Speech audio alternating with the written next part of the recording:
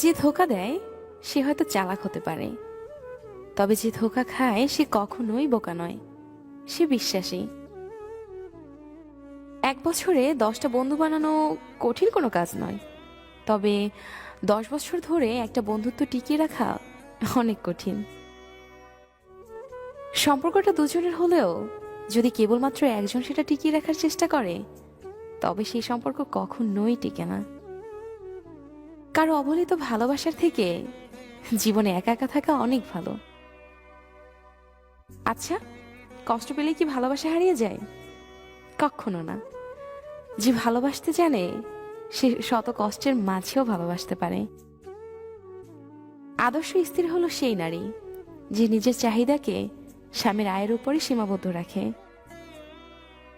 বাবারা কখনো কাঁদে না, কারণ বাবাদের চোখের জল গায়ের ঘাম হয়েই বেরিয়ে যায়।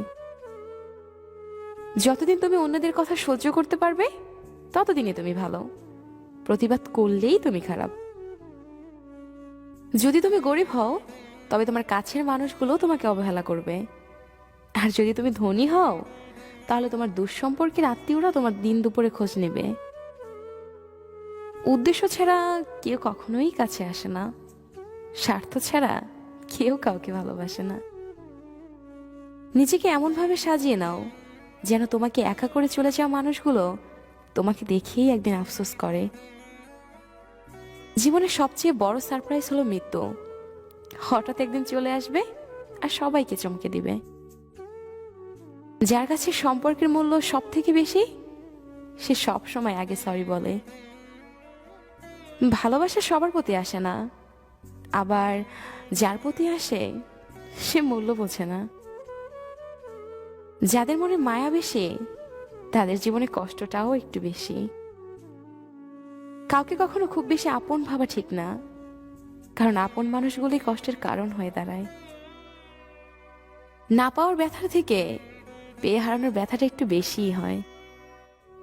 মূল্যটা সবাই বোঝে, তবে হারিয়ে ফেলার পর। লোকে কি ভাববে এটা ভেবে কোনো কিছুই কখনো বন্ধ করো না, কারণ জীবনটা তোমার, লোকের না। একমাত্র মাকে জড়িয়ে ধরার অনুভূতি পৃথিবীর সব অনুভূতিকে হার মানায়। সবসময় হাসি খুশি থাকার চেষ্টা করো, এতে তোমার কাছের মানুষগুলো তোমাকে দেখে অনেক বেশি খুশি হবে, আর তোমার শত্রুগুলো তোমাকে দেখে অনেক বেশি কষ্ট পাবে। কিসের ছোট কিসের বড় কাজ মনে রাখবেন, কাজই মানুষকে পেট চালানোর তাগিদেই করে থাকে, আর তাই সকল কাজই বড়। জীবনে যদি কষ্ট কম পেতে চান তবে মন থেকে আগে মায়াটাকে ত্যাগ করুন।